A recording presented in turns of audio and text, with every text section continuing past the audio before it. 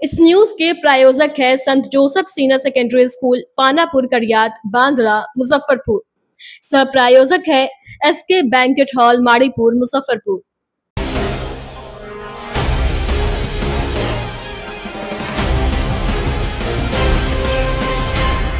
नमस्कार, मैं श्रुति और आप देख रहे हैं डेन न्यूज। खबरों को आगे बढ़ाने से पहले आइए एक नजर डालते हैं उन खबरों पर जो बनी है आज की सुर्खियां।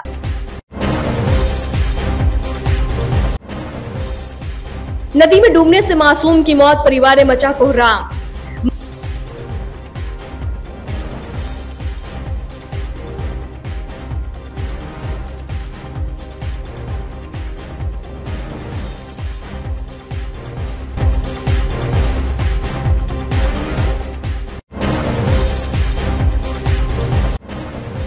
महंत हत्याकांड का खुलासा, गांव के ही 2 युवक ने दिया था घटना को अंजाम, एक गिरफ्तार।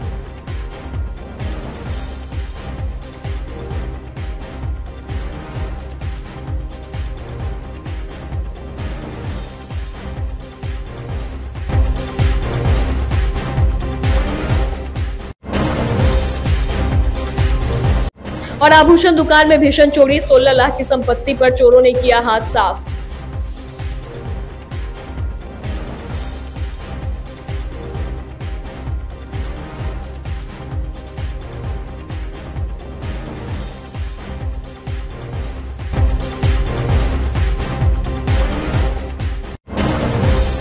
तो ये थी आज की सुर्खियां, अब खबरें विस्तार से।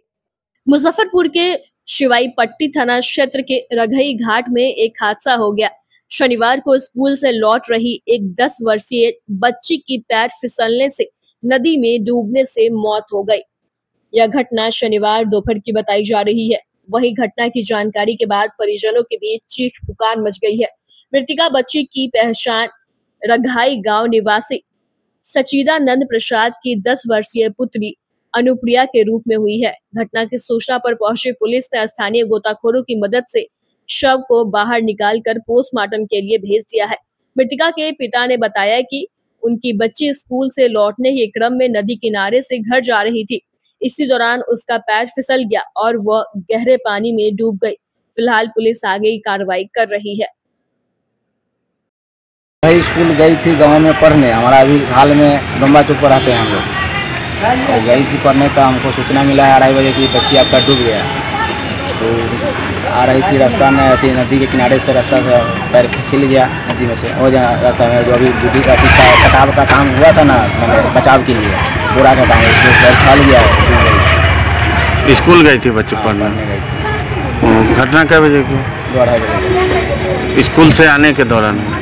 मुजफ्फरपुर की मीनापुर थाना क्षेत्र के पानापुर ओपी स्थित बहादुरपुर राम जानकी मठ के महंत कौशल किशोर दास की हत्या मामले में पुलिस ने बड़ा खुलासा किया है। यह हत्या कोई और नहीं बल्कि गांव के ही 2 युवकों ने किया था। आरोपी की पहचान फुलदेव सहनी के रूप में हुई है। वहीं एक अन्य सहयोगी की गिरफ्तारी के लिए पुलिस लगातार छापेमारी कर रही है। दर्शकों को बता दें कि 3 अगस्त को मठ के महंत कौशल किशोर दास की अपराधियों के द्वारा हत्या कर दी गई थी और शव को घटनास्थल से लगभग 2 किलोमीटर दूर नदी किनारे फेंक दिया गया था। सूचना पर पुलिस मौके पर पहुंची, जांच पड़ताल किया गया।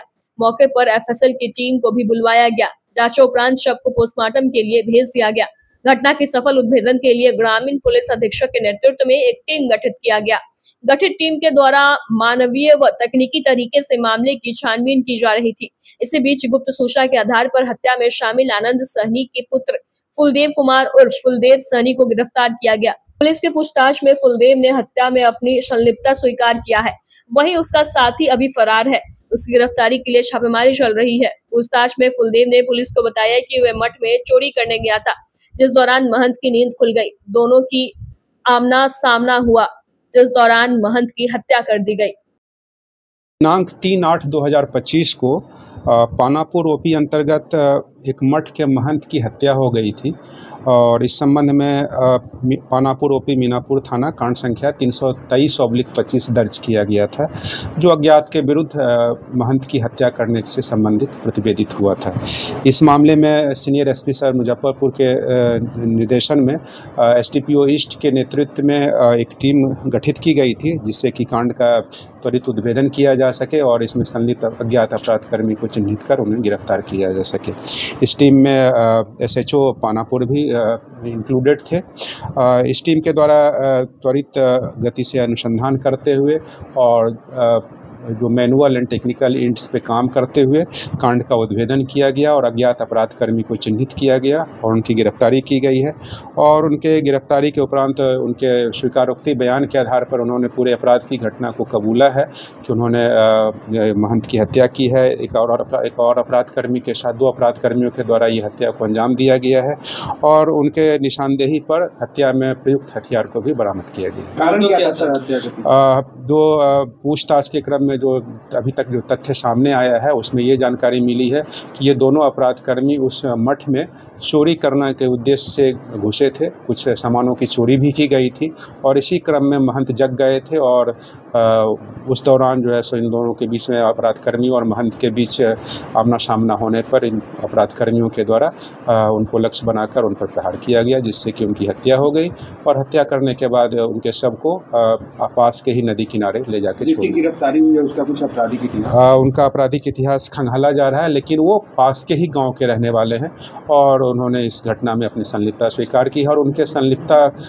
के स्वीकारोक्ति बयान के आधार पर वो हथियार भी बरामद किए गए हैं। घटना के पहले लोगों के द्वारा ड्यूटी भी किया गया था घर का, क्योंकि वो स्थानीय अपराध कर्मी थे तो इसलिए इनके द्वारा निश्चित रूप से वो जैसा उन्होंने बताया है कि उस मठ में अक्सर वो जाते थे और उनकी रेकी भी की जाती थी। दाह संस्कार में भी शामिल होते हैं ये लोग, बता रहे हैं। इस संदर्भ में साक्ष्य संकलन किया जाए। मुजफ्फरपुर के सरैया जैतपुर थाना क्षेत्र के जैतपुर चौक पर शनिवार की देर रात चोरों ने वर्मा सुहाग आभूषण एवं बर्तन भंडार की दुकान में दिवाला काट कर लगभग 16 लाख के आभूषण चोरी कर ली।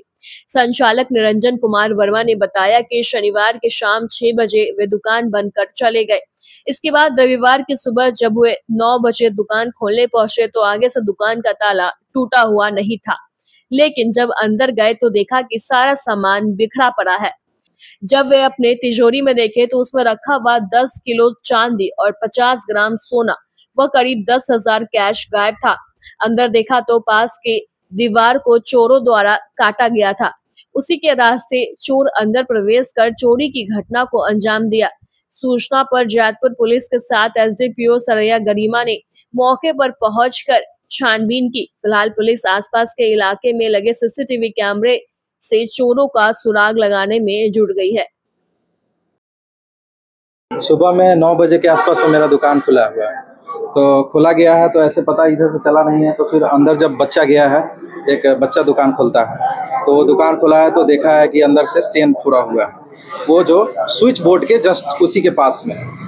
तो उसने हमें फ़ोन किया कि ऐसा ऐसा बात हो गई। फिर मैंने पापा जी को बताया, सारे यहाँ पे आए तो मैंने देखा यहाँ पे आकर कि पूरा तिजोरी में से सारा सामान चांदी का लगभग 10 kg आइटम जो है कि ले गया है और बंधक का भी कुछ आइटम था और सोना कुछ था 50 ग्राम के आसपास में, वो भी ले गया है और कैश काउंटर में 10,000 रुपया था, तो वो भी उसको क्षतिग्रस्त किया है। लगभग कितने की ज्वेलरी चोरी हुई? ज्वेलरी लगभग वही 10 kg चांदी था, 10 kg चांदी मतलब 10 लाख के आसपास में चांदी था और 50 ग्राम सोना था। टोटल लगभग कितना होगा? 15-16 लाख के आसपास में चोरी हुई है जी। ये जो जानकारी आपको हुई तो पुलिस आई तो क्या आश्वासन मिला है? अभी देखिए, अभी कोई आश्वासन यही मिला है कि डॉग को बुलाया जाएगा, डॉग के थ्रू जो है कि सब देखा जाएगा, बट अभी तक कोई अभी ऐसा कुछ नहीं लग रहा है कि अभी कोई आया है। देखिए क्या अभी लगे हुए हैं सर को बोलने के। मांग यही करते हैं जो मेरा हुआ है उस चोर को पकड़ा जाए, उसका सारा फिंगरप्रिंट है मेरे दुकान में, ठीक है। हम लोगों ने किसी चीज़ को टच नहीं किया है, तो उस चीज़ को आए, डॉग स्पॉट आया, चाहे वो फिंगरप्रिंट वाले आए, उस चीज़ से पता लगाएं कि कौन हमारे दुकान में आया। मेरा CCTV कैमरा के थ्रू हमने देखना चाहा कि हाँ CCTV कैमरा के थ्रू कि वो पता लगे, बट वो DVR को लेकर ही चला गया और उसके कारण मैं मोबाइल में भी नहीं देख पा रहा हूँ और ऐसे भी नहीं देख पा रहा हूँ। DVR की चोरी कर ली है? हाँ, DVR पूरा सिस्टम ही लेकर चला गया है, DVR लेकर ही चला गया। दुकान कितने बजे खोलता है? 9 बजे 9 बजे दुकान हमने प्रत्येक दिन 9 बजे खोलते हैं। रात्रि में कितने बजे दुकान बंद करते हैं? 6 बजे 6 बजे शाम को क्लोज कर दिया, क्योंकि बरसात का मौसम था और सोना चांदी का दुकान ऐसे भी हम डेली ऐसे ही रेट में 6 बजे 7 बजे आगे का कोई ताला नहीं टूटा हुआ था, वो सेन फोड़े हुए था। सेन फोड़ दीवार फोड़ा हुआ है। हाँ, पीछे से दीवार फोड़े हुए हैं। तो दीवार फोड़े हुए हैं तो क्या हुआ कि उस तिजोरी में लगा हुआ है ताला, ठीक है, लिंक का ताला था, उसको पूरा तोड़ दिए हुए हैं। और उसका कुछ एक आइटम भी उसमें छोड़ा हुआ है, जिससे उस तोड़ा है वो आइटम भी है उसके। क्या लग रहा है कि जो इतनी बड़ी की चोरी हुई है, कितने लोग हो सकते हैं अनुमान से 4 से 5 आदमी होंगे वो, क्योंकि वो एक जगह नहीं तोड़े हैं, 2-2 जगह सेन फोड़े हैं, तब मेरे दुकान में इंटर किया। ऐसा कस्टमर आपके दुकान में आते हैं क्या जिससे वो नजर कहीं नहीं, इस तरह का ऐसा कस्टमर नहीं। सोना चांदी में दुकान में तो कस्टमर आते रहते हैं, बट ऐसा नहीं प्रॉपर बोल सकते हैं कि हाँ इसी कस्टमर ने आया और ये ऐसे, मतलब ऐसे नहीं। कुछ ऐसा विवाद जी, में भी चोरी हुई थी क्या नहीं समझ में चोरी हुई थी दुकान में? हाँ, इससे पहले हुई थी, बहुत साल पहले हुई थी, 2-3 बार हुई थी इससे पहले। इससे पहले भी चोरी हो चुकी है जी, इससे नहीं, ऐसा कोई अंशका तो नहीं है। मुजफ्फरपुर में जनसुराज के सूत्रधार प्रशांत किशोर ने कहा कि बिहार की समृद्धि सदैव ज्ञान आधारित अर्थव्यवस्था पर टिकी रही है। सत्ता में आने के बाद जनसुराज उसी परंपरा को आगे बढ़ाते हुए प्रदेश को खुशहाली के नए अध्याय की ओर ले जाएगी। इसके लिए हर प्रखंड में नेत्रहाट और सिमुलतल्ला जैसे आवासीय विद्यालय खोले जाएंगे। तब तक सरकार हर बच्चे का नामांकन निजी विद्यालयों में कराकर उनकी प्राथमिक शिक्षा का पूरा खर्च उठाएगी।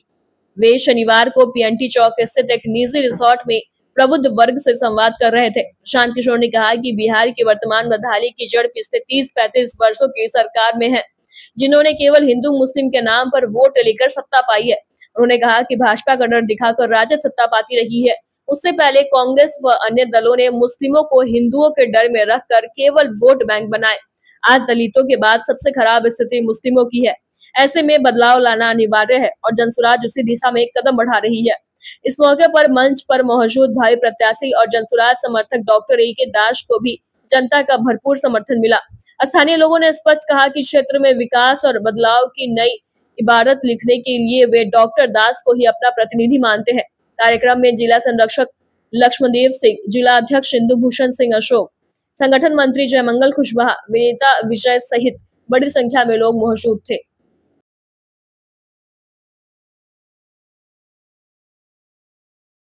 अरे आराम से रहिए ना, धक्का क्यों दे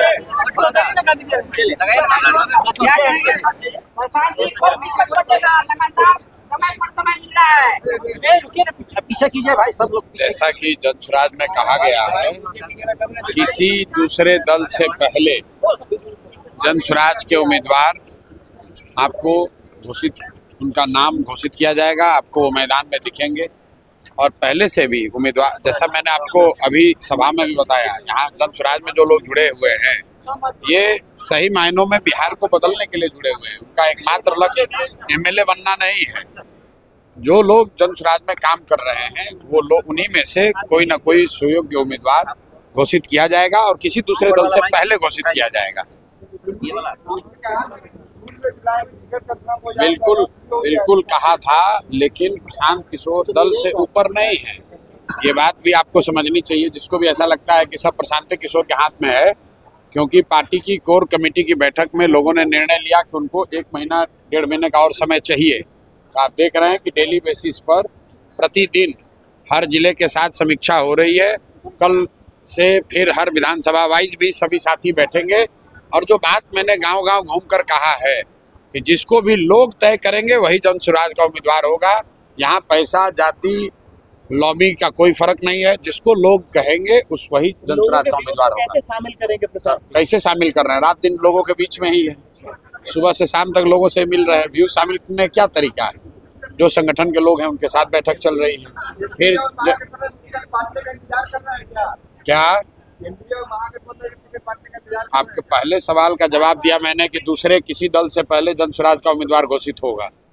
सर, छठ के बाद होगा क्या? लगातार चर्चा हो रहा है कि प्रशांत किशोर की वजह से चुनाव जो है छठ के बाद किया जाएगा। भाई, चुनाव जब होना है हो, जैसे होना है हो। जनसुराज के लोग चुनाव के दिन नहीं तैयार हुए। हम लोग परीक्षा के 2 दिन पहले पढ़ने वाले लोग नहीं हैं। 3 बरस पहले से तैयारी शुरू किए हैं और 2 बार रिवाइज अलग कर लेंगे। गेस पेपर पढ़ के हम लोग पास होने वाले लोग नहीं हैं। हम लोग किताब पढ़कर आगे बढ़ने वाले लोग हैं। जन सुराज की तैयारी है, आप छठ के पहले कराइए, छठ के बाद कराइए, दिवाली में कराइए। जन सुराज तैयार है, नई व्यवस्था, और जन सुराज से भी ज्यादा बिहार की जनता तैयार है। बिहार की जनता तैयार है एक नई व्यवस्था बनाने के लिए। बिहार में एक नया जनता का राज बने, बिहार के बच्चों के लिए शिक्षा और रोजगार हो, यहाँ से पलायन बंद हो। छठ के बाद कोई भी बिहार का लड़का 10-12 हजार रुपए की मजदूरी के लिए बाहर नहीं जाएगा। जन सुराज की व्यवस्था बनेगी तो किसी भी बच्चे को मजबूरी में 10-12 हजार के रोजी रोजगार के लिए बाहर नहीं जाना पड़ेगा। आज आप क्या मैसेज दिए? कोई भी जनता जो सर आपके आने से जागी है, लेकिन वैसी जनता को आप क्या कहेंगे जो सोने का एक्टिंग करती है? भाई ऐसा कई लोगों को लगता है कि अभी सब लोग नहीं तैयार हुआ है। मेरे भाई, समाज को बदलने के लिए 30% आदमी, 10 में 3 गो आदमी भी अगर जग जाएगा तो समाज बदल जाएगा। मुजफ्फरपुर के बड़ा जगन्नाथ पंचायत के सिपाहपुर के लगभग 75 परिवारों, जिसमें 400 के करीब लोग रहते हैं, उनको सरकार के द्वारा सड़क चौड़ीकरण के कारण हटाया जा रहा है। इसके विरोध में शुक्रवार से मुजफ्फरपुर के कलेक्ट्रेट में संत रविदास महासभा के बैनर तले सिपाहपुर के रहने वाले अनवर बैठा एवं मिंत्रा देवी आमरण अनशन पर बैठे हुए हैं, जो रविवार तीसरे दिन भी जारी रहा। महासंघ के प्रदेश महासचिव जयमंगल राम ने कहा कि सरकार और प्रशासन इनको पहले बसाने की व्यवस्था करे, उसके बाद इनको हटाया जाए। जयमंगल राम ने कहा कि हम लोग 3 दिन से अनशन पर बैठे हैं, अनशनकारियों की तबीयत बिगड़ते जा रही है। जिलाधिकारी और एसडीओ पूर्वी मुजफ्फरपुर को 2 बार आवेदन के माध्यम से अवगत करा चुके हैं, लेकिन अभी तक ना कोई अधिकारी और ना ही कोई डॉक्टर जांच के लिए आया है। ध्यान बात नहीं दे, छोटा छोटा बच्चा भूख से परेशान है, उस पर ध्यान देना चाहिए, जो है फैसला करना चाहिए। ये लोग खुले आम में मट्टी तक छिड़क के आत्महत्या कर लेते, ये सर सबको अच्छा लगेगा? इंसाफ चाहिए, किसी भी हालत में इंसाफ चाहिए। इन लोग का हालत कैसा है? इन लोग का बुरा हाल है कि बिना खाना बिना पानी का पूरा बैठे हुए यहाँ पे धरना पर। इन लोग को देख रेख भी करना चाहिए, क्या हाल में है, नहीं है, कोई चीज़, कोई व्यवस्था नहीं है यहाँ पर, कोई व्यवस्था नहीं। सारा बच्चा सब लग रहा है, कोई व्यवस्था नहीं यहाँ पर है। देखिए, यहाँ का जिलाधिकारी और एसडीओ साहब यह गहरी नींद में सो गई हैं। आज हम लोग का तीसरा दिन अनशन जारी है। जो हमारे एक अनशनकारी मिंता देवी है, उनका हालत गंभीर होते जा रहे हैं। एक अनशनकारी मोहम्मद अनवर बैठा है, उनको भी देख लीजिए आप चैनल के माध्यम से, और जो भी दर्शक देखते होंगे उनसे भी आग्रह करते हैं, हम लोग भूमिहीनों को आप लोग चैनल के माध्यम से इतना शेयर कीजिए ताकि अनशनकारियों को इंसाफ मिल सके, ताकि इस भ्रष्ट सरकार में, अफसरशाही सरकार में दलितों, महादलितों, अल्पसंख्यकों को इंसाफ अभी तक नहीं मिला है। जो 3 दिन से आज अनशन पर बैठे हुए हैं, लेकिन एक भी डॉक्टर चेक करने नहीं आए हैं। रात स्थिति बिगड़ने के कारण हम लोग ने सदर हॉस्पिटल से इलाज करवा करके दवा लाए हैं, तो इन लोग के खिलाए हैं, लेकिन एसडीओ साहब के ने हमने 22 को ज्ञापन भी दिए। SK banquet hall, central bank के सामने, मेन रोड, माड़ीपुर, मुजफ्फरपुर का एकमात्र बैंक्वेट हॉल है जहां आप बर्थडे पार्टी से लेकर शादी विवाह तक का कर सकते हैं आयोजन। 2500 स्क्वायर फीट का 3 बड़ा hall, seminar, wedding ceremony, kitty party या बर्थडे पार्टी के साथ अन्य आयोजन को किया जा सकता है। 24 घंटे बिजली पानी के अलावे पार्किंग और लिफ्ट की सुविधा है उपलब्ध। फुल्ली एयर कंडीशन, 1 2 नहीं 18 बाथरूम और कई कमरे हैं उपलब्ध। बुक करने के लिए आज ही संपर्क करें। St. Joseph Senior Secondary School, Panapur, Karyat, Bangra, Muzaffarpur, affiliated to CBSE 10+2. Co-education. The school maintains a very efficient team of teachers equipped with physics, chemistry, biology, maths and computer lab. Career-oriented classes through counseling from Standard 6. Skill development through yoga, dance and music. Route-wise vehicle facilities available. Separate hostel facilities for boys and girls. School is always ahead in participating cultural, literacy and other similar activities both at city and state level. Our result in boards, IIT, PMT show our effort. Registration for admission is going on. Registration forms available on Lenin Chowk and Jalan Chhapra also. रविवार को आप और हम साई सेवा संगठन के द्वारा मुजफ्फरपुर के दीवान रोड स्थित एक विवाह भवन में कांवरिया सेवा शिविर सम्मान समारोह का आयोजन किया गया, जिसके शुरुआत संगठन के अध्यक्ष सज्जन अग्रवाल ने बाबा की तस्वीर पर पुष्प चढ़ाकर पूजा अर्चना कर किया। तत्पश्चात कांवड़ियों की सेवा में लगने वाले शिविर संचालकों को अंग वस्त्र, सम्मान पत्र और प्रतीक चिन्ह देकर सम्मानित किया गया। इस दौरान सांसद प्रतिनिधि एवं 20 सूत्री सदस्य विकास गुप्ता आदित्य ने कहा कि यह गौरवमयी पल है जो सभी लोग निस्वार्थ भाव से पहलेजा से जल लेकर बाबा गरीबनाथ आने वाले कांवड़ियों की सेवा करते हैं। उनके लिए यह सम्मान समारोह का आयोजन किया गया है। इसके लिए मैं आप और हम सेवा संगठन के सभी सदस्यों का साधुवाद देता हूं।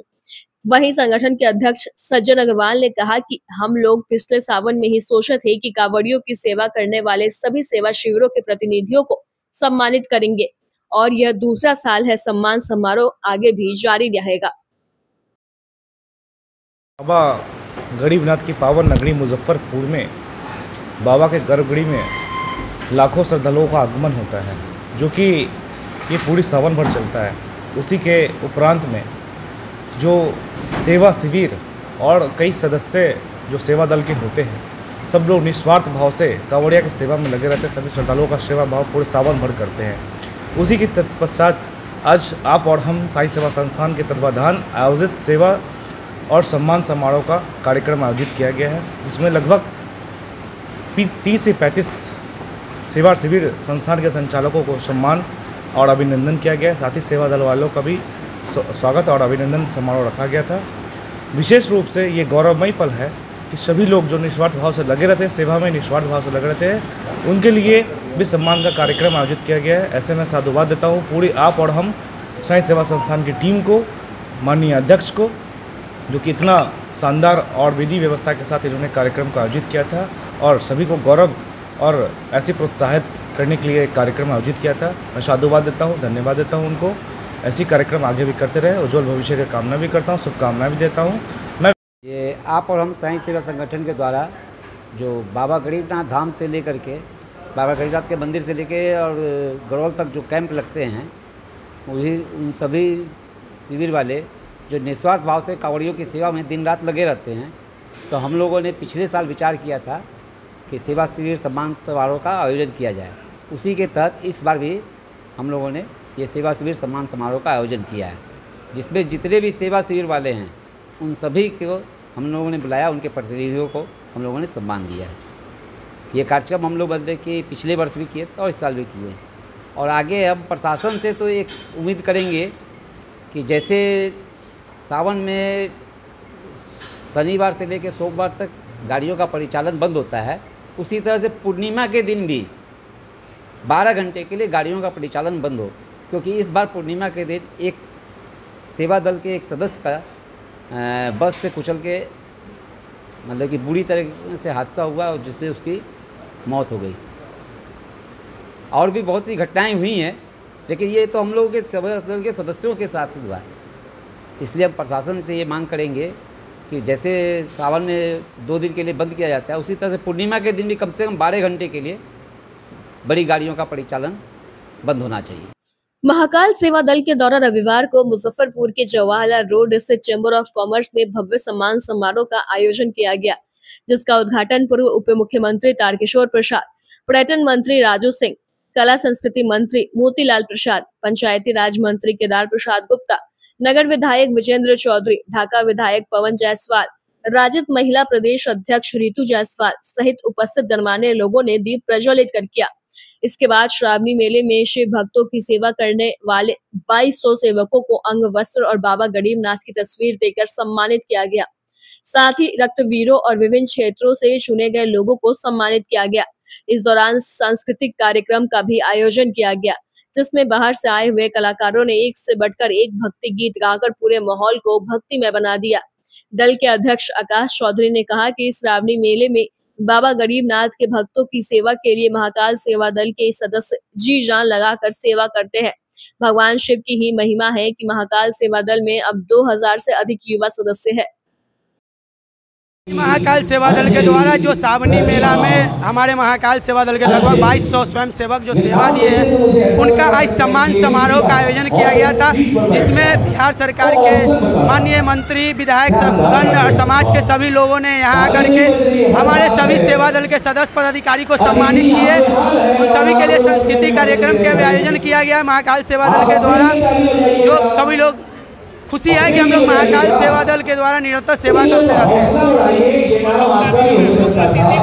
मुख्य अतिथि के रूप में कला संस्कृति मंत्री मोतीलाल शाह जी, ढाका के विधायक पवन जायसवाल जी, विजेंद्र चौधरी, रंजन कुमार जी, पूर्व जिलाध्यक्ष, मेयर निर्मला साहू, विभिन्न समाज के क्षेत्र के सभी लोग यहाँ अतिथि के रूप में शामिल हुए हैं। मुजफ्फरपुर कालीबाड़ी रोड स्थित तीन पोखरिया घाट पर रविवार को उम्मीद फाउंडेशन द्वारा एक महत्वपूर्ण आम सभा आयोजित की गई। इस दौरान निर्धन और असहाय बच्चों की शिक्षा, उनके सर्वांगीण विकास व समाज की भलाई को लेकर कई प्रस्ताव पारित किए गए।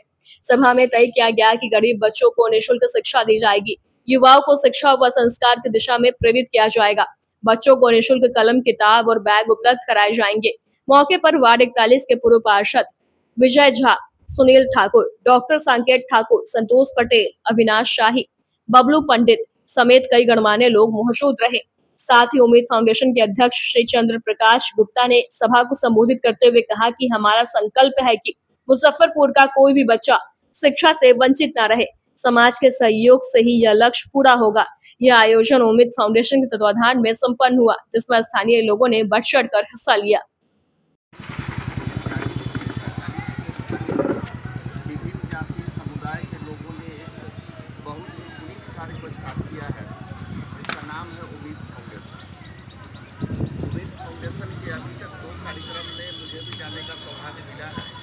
और इनके काम की जो कार्यप्रणाली है उसकी सभी लोग ताली बजा के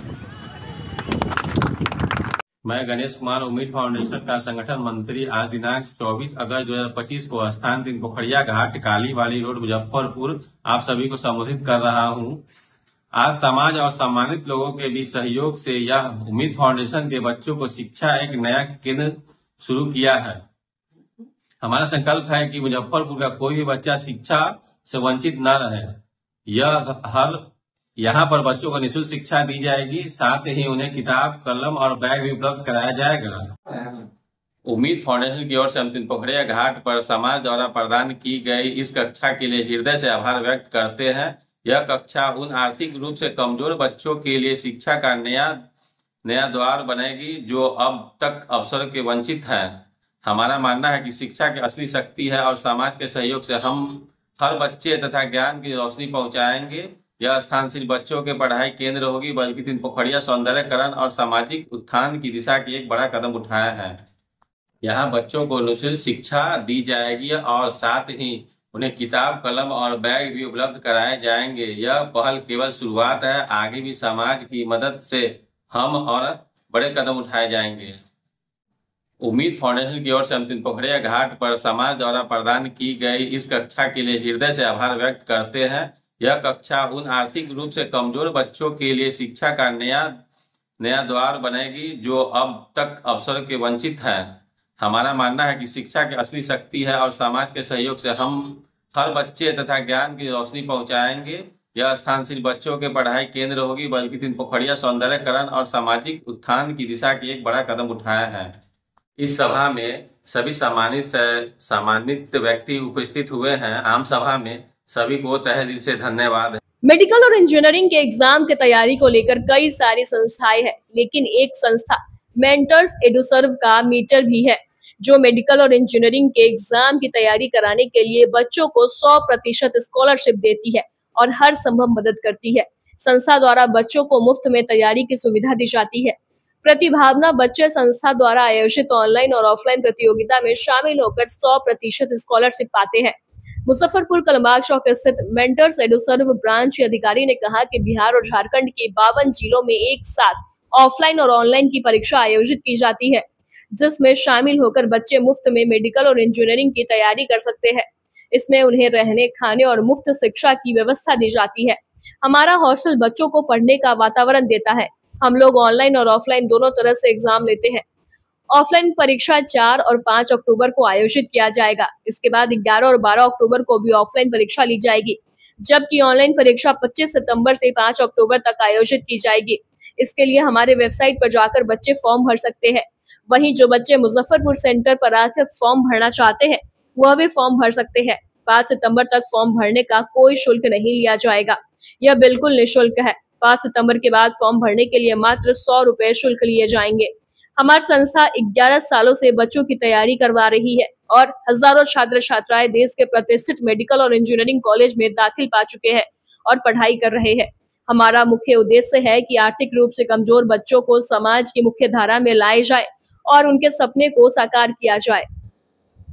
देखिए, सबसे पहले तो आप सभी मीडिया पर्सन का मेंटर सेड्यूसर में वेलकम है। और मेन हमारा ये जो आज एक्टिविटी था वो था हमारा मीटर एग्ज़ाम का अनाउंसमेंट था। तो जनरली मैं आप लोगों से, आप लोग हमेशा सवाल पूछते हैं, मैं आप लोगों से एक सवाल पूछना चाहता हूँ कि बिहार और झारखंड में ऐसे कितने स्टूडेंट होंगे जो फाइनेंशियल रीज़न से जेईई और नीट जैसे प्रेस्टिजियस एग्जामिनेशन की तैयारी नहीं कर पाते? ऐसे तो बहुत सारे बच्चे। तो ये मीटर एग्जैक्टली उन्हीं बच्चों के लिए है।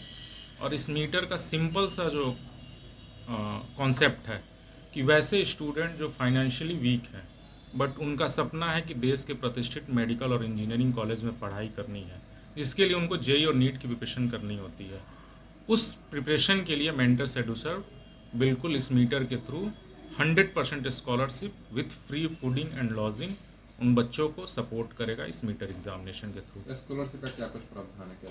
देखिए, इस स्कॉलरशिप में टोटल जो स्कॉलरशिप का वर्थ है वो 28 CR है, जो डिफरेंट सेगमेंट में डिवाइड किया हुआ है, जिसमें कैश रिवॉर्ड से लेकर के बच्चों का फ्री एजुकेशन, उनकी फ्री फूडिंग, फ्री लॉजिंग, सब कुछ इसमें इंक्लूड है। और हम लोग ये एग्ज़ाम जो है कि पिछले 11 सालों से कंडक्ट कर रहे हैं। हर साल लाखों बच्चे इसमें अपीयर होते हैं और अभी तक पिछले 11 सालों में हज़ारों बच्चों ने इस मीटर एग्जामिनेशन के थ्रू अपने सपनों को साकार किया है, जो आज देश के प्रतिष्ठित मेडिकल और इंजीनियरिंग कॉलेज में पढ़ाई कर रहे हैं। और जो बच्चे पढ़ाई कर चुके हैं वो आज देश के प्रतिष्ठित ऑर्गेनाइजेशन में स्टेबल हैं। बच्चे एग्जाम दे देंगे, फिर उनको फिर पढ़ाई करने के लिए कहाँ आना होगा? बच्चे हमारे एग्ज़ाम के बाद मुजफ्फरपुर सेंटर पर पढ़ाई कर सकते हैं। ये स्पेशली मुजफ्फरपुर के उन बच्चों के लिए एग्ज़ाम हम लोग कंडक्ट करा रहे हैं जो मुजफ्फरपुर में रहकर जेईई और नीट जैसे एग्जामिनेशन की तैयारी करना चाह रहे हैं। कौन सी जगह पे आना होगा? ये कहाँ? ये हमारा सेंटर है कलमबाग चौक में, प्रतीक टावर है हमारा सेंटर, जो है कि SDO कोठी के बिल्कुल बगल में है। बताइए मीटर क्या है? मीटर का जो फुल फॉर्म है mentor seducer talent reward examination. Throughout the year हम लोग एक बार ये एग्ज़ाम कंडक्ट कराते हैं, जो बिहार और झारखंड के 52 डिस्ट्रिक्ट्स में ये हम लोग एक साथ कंडक्ट कराते हैं। जो इस बार का जो मीटर का हमारा जो डेट है वो 4 और 5 अक्टूबर ऑफलाइन मोड में और 11 और 12 अक्टूबर ऑफलाइन मोड में। ऑनलाइन हमारा 25 से लेकर के 5 अक्टूबर तक हमारा ये एग्ज़ाम ऑनलाइन मोड में भी कंडक्ट होगा। मेनली मीटर का जो पर्पज़ है हमारा कि बिहार और झारखंड का कोई ऐसा स्टूडेंट जो फाइनेंशियली वीक है, लेकिन अगर उसका सपना है, उसके पेरेंट्स का सपना है कि वो अच्छे जगह से, अच्छे कॉलेजेस से मेडिकल और इंजीनियरिंग की प्रिपरेशन करे, तो उन बच्चों के सपनों को जो है कि मीटर के थ्रू हम लोग उनके सपनों को साकार करेंगे। मीटर को किस तरह ज्वाइन करेंगे बच्चे? जो मीटर को बच्चे हमारे वेबसाइट से भी जाकर के उसका फॉर्म फिल कर सकते हैं बच्चे, और हमारे मुजफ्फरपुर सेंटर पे भी आकर के बच्चे फॉर्म फिल कर सकते हैं। फॉर्म फिल करने में कोई कॉस्ट लगेगा? 5 सितंबर तक ये फॉर्म फिलअप की जो प्रक्रिया है ये बिल्कुल फ्री है। आफ्टर 5 सितंबर इसके लिए 100 रुपीज़ चार्जेबल है। आज की खबरों में बस इतना ही। कल फिर मिलेंगे कुछ नई खबरों के साथ। तब तक के लिए हमें दीजिए इजाजत। नमस्कार। SK banquet hall central bank के सामने मेन रोड माड़ीपुर मुजफ्फरपुर का एकमात्र बैंक्वेट हॉल है, जहां आप बर्थडे पार्टी से लेकर शादी विवाह तक का कर सकते हैं आयोजन। 2500 स्क्वायर फीट का 3 बड़ा hall, seminar, wedding ceremony, kitty party या बर्थडे पार्टी के साथ अन्य आयोजन को किया जा सकता है। 24 घंटे बिजली पानी के अलावे पार्किंग और लिफ्ट की सुविधा है उपलब्ध। फुल्ली एयर कंडीशन, 1 2 नहीं 18 बाथरूम और कई कमरे हैं उपलब्ध। बुक करने के लिए आज ही संपर्क करें। St. Joseph Senior Secondary School, Panapur Karyat, Bangra, Muzaffarpur, affiliated to CBSE 10+2. Co-education. The school maintains a very efficient team of teachers equipped with physics, chemistry, biology, maths and computer lab. Career-oriented classes through counseling from Standard 6. Skill development through yoga, dance and music. Route-wise vehicle facilities available. Separate hostel facilities for boys and girls. School is always ahead in participating cultural, literacy and other similar activities both at city and state level. Our result in boards, IIT, PMT show our effort. Registration for admission is going on. Registration forms available on Lenin Chowk and John Chhapra also.